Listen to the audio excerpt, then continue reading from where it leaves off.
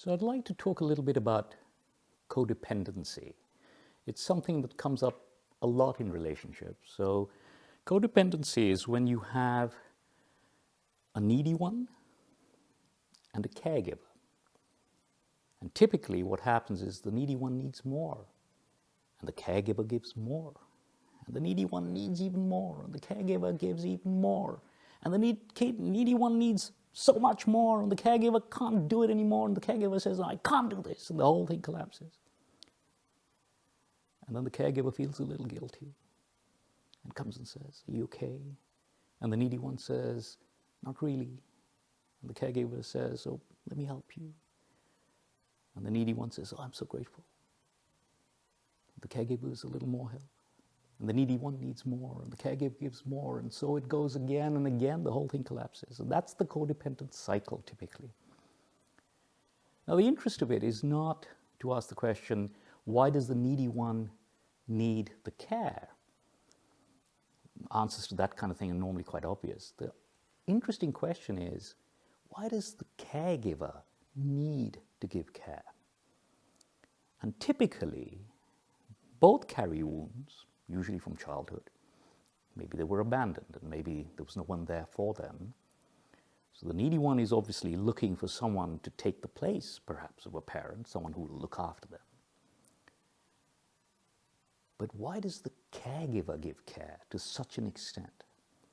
Maybe they too were abandoned, and maybe they need to ensure that there will be someone there for them. So they give care to such an extent that they entrap the needy one. They realize that the needy one can't do without them.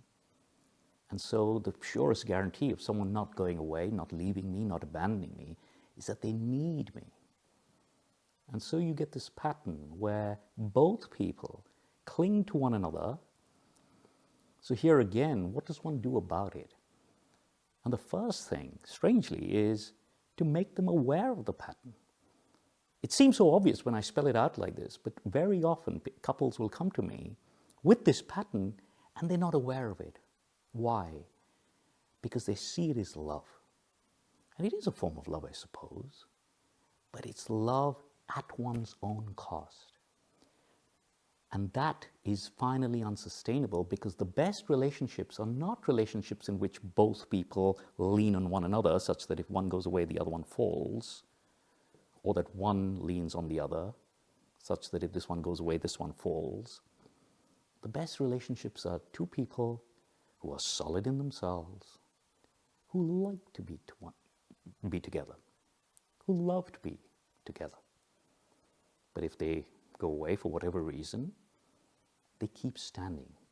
And that inner sense of security is a huge part of a successful relationship. The second step is obviously to go back to the original wound. Why is there this need? Why is this person doing so much? What are they compensating for? Why do they carry a belief system that they are not good enough as they are, that they've got to do so much to be deserving of love? And usually these are patterns in childhood. And usually what happens in childhood is there's a wound, there's some abandonment, there's some betrayal, and it creates what we call a subpersonality. A part of the consciousness goes into lockdown and gets frozen in that time. And the answer is to do what we call a regression.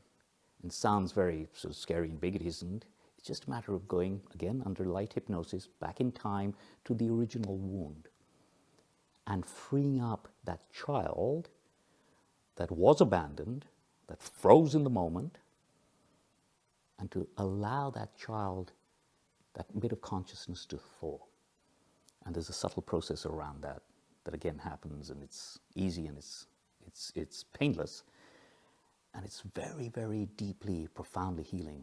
And unless that kind of deep work happens, with all the love in the world, it will never actually ever satisfy. So doing this kind of work in codependent relationships is essential.